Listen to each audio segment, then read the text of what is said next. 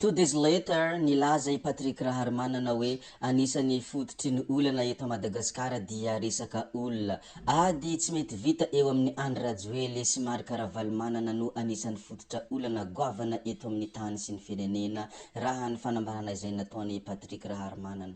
Mialohany idirantsika amizay mo ndeha toy ny mahazatra foana re tompoko vavy sy tompoko lahy, azadino ny miabone ny chaîne tsika ary manisy like ny video ihany koa. Zay ary noela ndeha ary idirantsika ny resaka izay nataony Patrick Raharmanana nilaza hoe ny anisany fototry ny olana eto Madagasikara dia resaka olona ary ny ady tsy mety vita eo amin'ny Andry Rajoelina sy Marc Ravalomanana.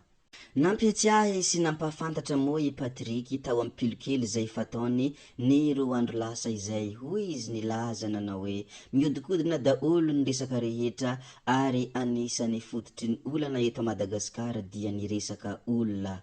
Tsy mety vita io Marc Ravalomanana sy Andry Rajoelina io, ady tsy mety vita amin'izy ireo no tena fototry izao zava-drehetra izao.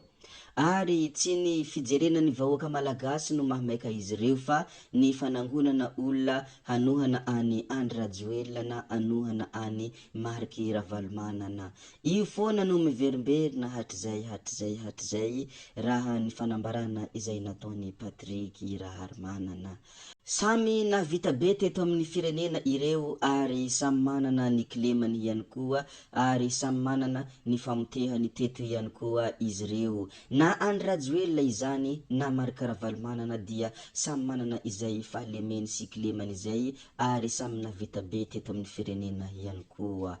Ary nilaza mo i Raharmanana hoe ampy zay ny resaka olona ary ampy ny fanohanana ny tsangan'olona nefa ireo miresaka tsara hatrany any ambadika any fa ny malagasy no miady nohony izay fanavakavahana izay. Mpanao politika rehetra mitovina avokoa fa ny fanatanterahana azy fotsiny no samy hafa. Dia inona hoy Patrick no tsy afahany rehetra miara-mandinika mikondoha ampandrosoana ny firenena izay olom-bofidy aveo no mitarika fa tsy hanao toetsaina hoe ianareo efa teo anjaranay izao.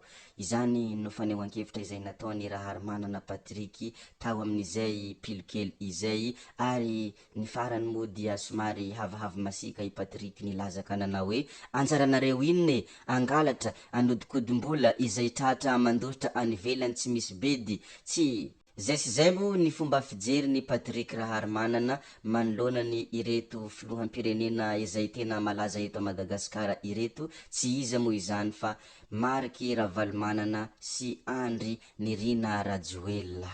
Manoloanany izay zavatra notenenin'ny Patrick Raharmanana izay mo dia tena ohatrany mahalasa saina ary marina tsy misy valaka fa hatrizay ka hatramin'izao dia ireo filoham-pirenena roa ireo foana no tena manahirana ny vahoaka ary ireo foana ny tena mampiady ny vahoaka malagasy. Tsy iza mo izany fa i Marc Ravalomanana sy Andry Nirina Rajoelina.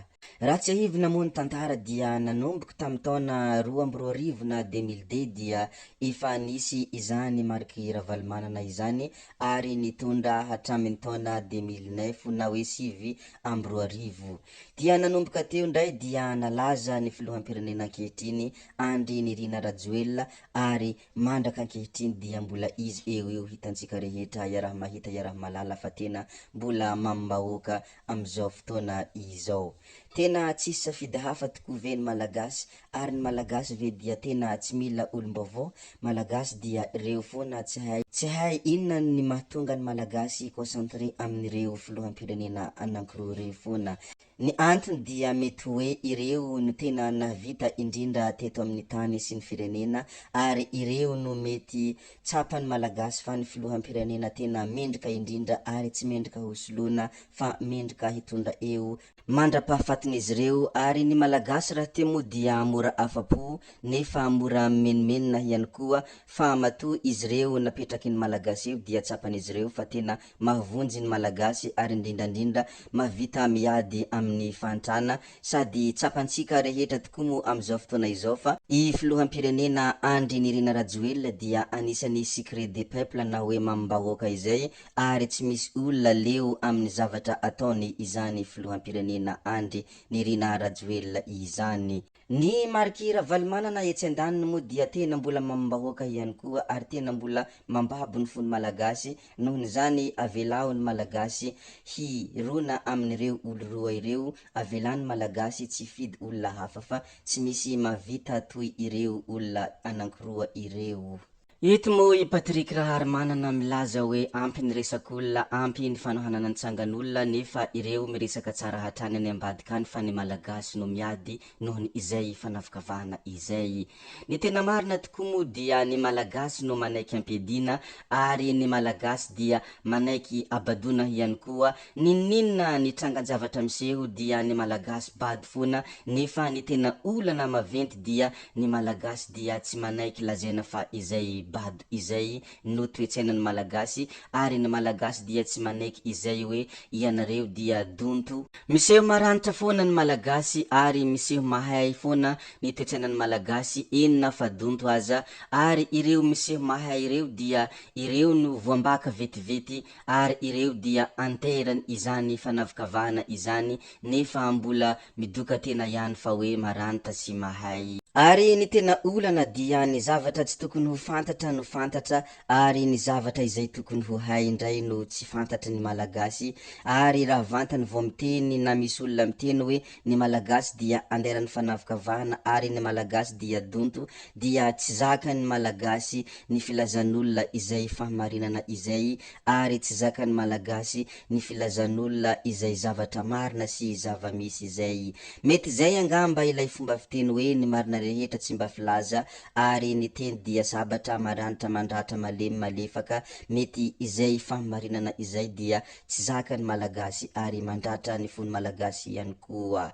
Ohatra fotsiny andehan'olona vitsivitsy milaza izay zavatra izay dia tena torahan'ny malagasy vato mihitsy, ohatra Ikoto Lehilahy Mahitsoambo sy Andry Biary sy ny sisa sy ny sisa. Ireny dia milaza zavatra toy izany satria tena malahelo heram-po heran-tsaina izy ireo, ary mba manana eritreritra te hanampy ny malagasy, nefa nohony izay tsy manaiky lazaina fa bado izay dia mahatonga ny gasy tsy manaiky diso ary tsy miaiky fa tena bado tokoa izahay. Marobe anefa ny zavatra ateraka izay toetsaina tsy manaiky diso izay ary tsy manaiky bado izay, lasa miteraka amin'ny toetsaina matikambo sy ny sisa tsy voatanisa, eny na olona hanome fanampiana aza dia mody lavina, nefa isika dia efa miaina ato anatin'ny fahantrana izay.